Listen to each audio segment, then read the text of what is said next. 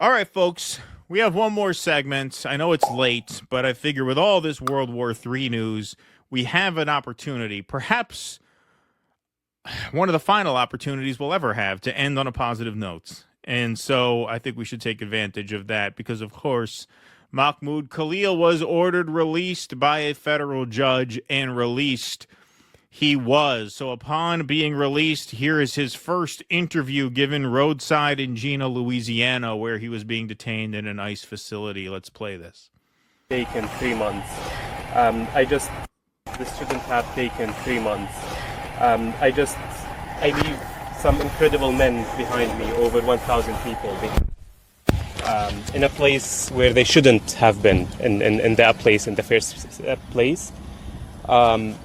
I hope the next time that I will be in Gina is to actually visit this museum that's a testimony on America's racist policies against immigrants. The hundreds of men who I left behind me shouldn't be there in the first place. The Trump administration are doing their best to dehumanize everyone here. Whether you are a U.S. citizen, an immigrant, or just a person on this land, doesn't mean that you are less of a human. What's the first thing you'll do when you get home tonight? Just hug my wife and son. As simple as that. It's not. His son, for those who haven't followed this closely, was born while he was in detention. So he got to spend a very brief period of time with him at the ICE jail, but he was not around for the birth of his son. Get back. I did not actually spend time with my son. The only time I spent my son was in a specified 1 hour limit that the government had imposed on us. So that means that now I can actually hug him and Noor, my wife, without looking at the clock. That now it's 59 minutes and they have to give him back to his mom, and then an ICE officer is coming to escort me out. That what actually. What's your message to all other immigrants in this country today? No one is illegal. No human is illegal. That's the message. The message is justice will prevail. No matter what this administration may try to portraying that immigrants are, whether criminals or any of that, trying to do all of this now. This simply is not true, and just to keep the fight against this administration. Mahmoud, you spent 3 months inside that detention centre, as you say, with spent 104 days, so more than 3 months. Reflecting on that time, has it changed you as a person and your politics as well? Absolutely. I mean, the moment you enter this facility, your rights leave you behind. So once you enter there, you see a different reality. Just a different reality about this country that supposedly champions human rights and liberty and justice. But once you cross literally that door, you see the opposite side of what actually happening on this country under just the eyes of everyone. But I will leave it here. Thank you so much, everyone. And again, I will be able to give more comments in New York, but thank you so much. Thank you so much. Thank you. Take care. All right. Based. Yes, absolutely. And then he made his way from Gina, Louisiana to Houston, where he boarded a plane, and then he touched ground in Newark, New Jersey. So Mahmoud Khalil returns to New York after months in detention. Mahmoud Khalil walked through a nondescript door into a Newark airport lobby on Saturday. His wife to his left, a congresswoman to his right, that was AOC, made sure she found the camera there, and the stroller in front of him. His fist was raised, and he could not stop smiling. This guy's so courageous that after 104 days in that jail, he flew into the Newark airport. Yes, that's right. Flew into Newark. That's right. Nothing can stop him. Mr. Khalil, a Columbia University graduate and legal permanent resident, had spent more than 3 months detained by the Trump administration, which said he had enabled the spread of anti-Semitism and sought to deport him. But his lawyers had denied the accusations of anti Semitism and had protested his detention as unconstitutional retaliation for free speech. On Friday, a judge ordered him released on bail.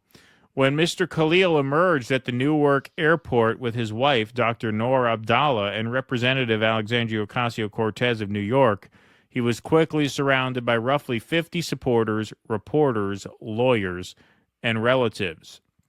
Mr. Khalil briefly addressed the crowd, saying he would immediately resume his outspoken work on behalf of Palestinian rights, speech he said that should be celebrated rather than punished.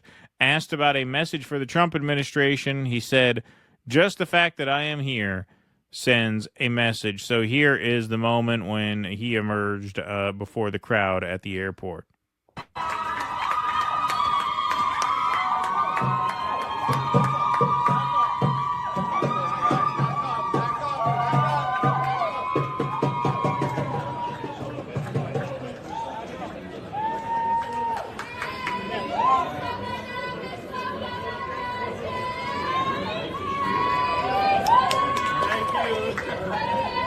Right back.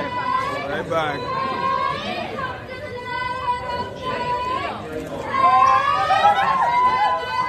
Boss, you gotta stay back.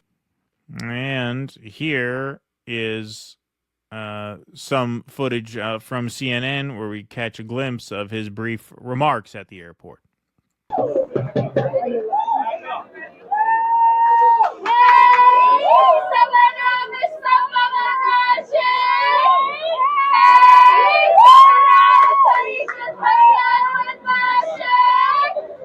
Even if they would kill me, I would still speak up for Palestine. Again, I just want to go back and just continue the work that I was already doing, advocating for Palestinian rights, a speech that should actually be celebrated rather than punished. Absolutely. Absolutely. Brave guy. Asked for comment, a spokeswoman for the Homeland Security Department referred to its comment from Friday, which described the judge who released Mr. Khalil, Michael E. Farbiars, as a rogue judge. The Trump administration acted well within its statutory and constitutional authority to detain Khalil, the statement said, adding an immigration judge has already vindicated this position. We expect a higher court to do the same. On Friday, his lawyers convinced Judge Farbiars of Federal District Court in Newark to release Mr. Khalil on bail, persuading him that there was reason to believe that the Trump administration was retaliating against Mr. Khalil for his role in campus demonstrations. The deportation case against Mr. Khalil continues, and the administration has appealed Judge Farbiars' ruling. If it is unsuccessful, Mr. Khalil will remain free as his immigration case proceeds. And what the hell does he want to live here for, man?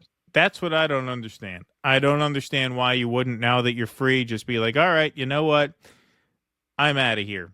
I'm out of here. Screw you guys. I'm going home. That's right.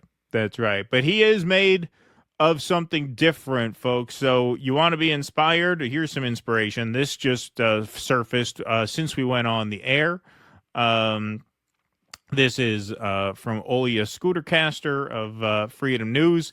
Here is Mahmoud Khalil back on the streets marching for Palestine after being released. Wow. Palestine will live forever! Palestine will live forever! From the river to the sea! From the river to the sea! Palestine will be free! Palestine will be free! From the sea to the river! From the sea to the river! Palestine will live forever! Palestine will live forever! Palestine will live forever! Palestine will live forever! Palestine will live forever!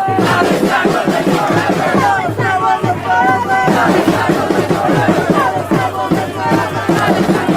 Palestine will live forever! Palestine will live forever! Palestine will live forever!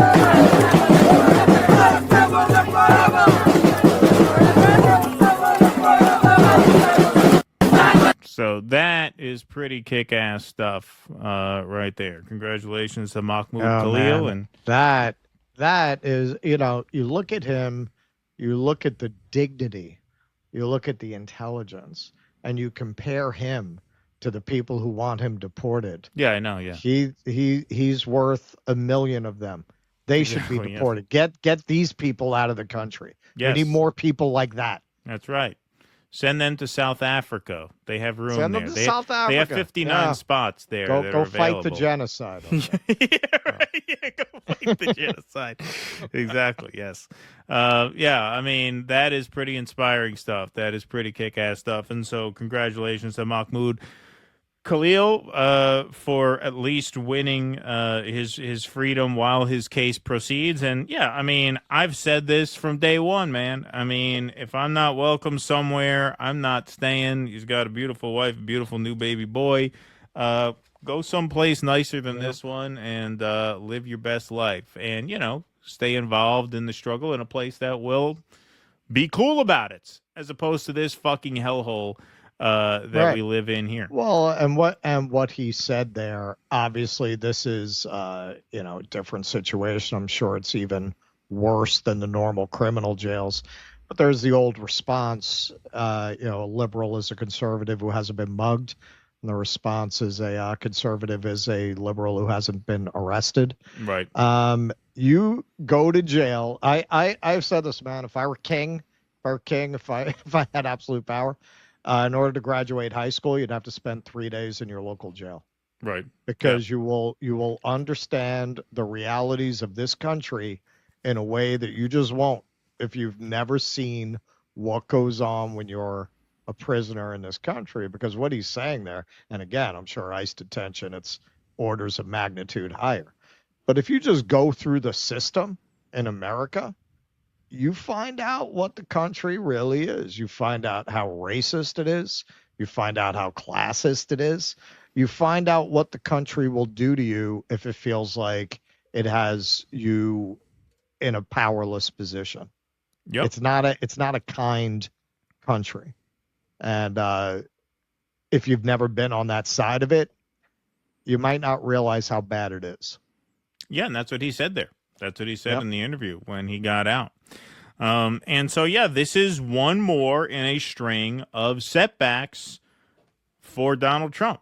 The administration is being forced to take some L's here, both on the Kilmar Abrego Garcia front, obviously on the Doge front, and hopefully we can turn things around on the World War III front. But I think we are starting to see some vulnerabilities in the system, and that is encouraging. And of course, very, very encouraging to see him finally free. Rumeysa Öztürk was freed prior to this, so that is a sign of hope and a cause for at least optimism in that sense. Please clap.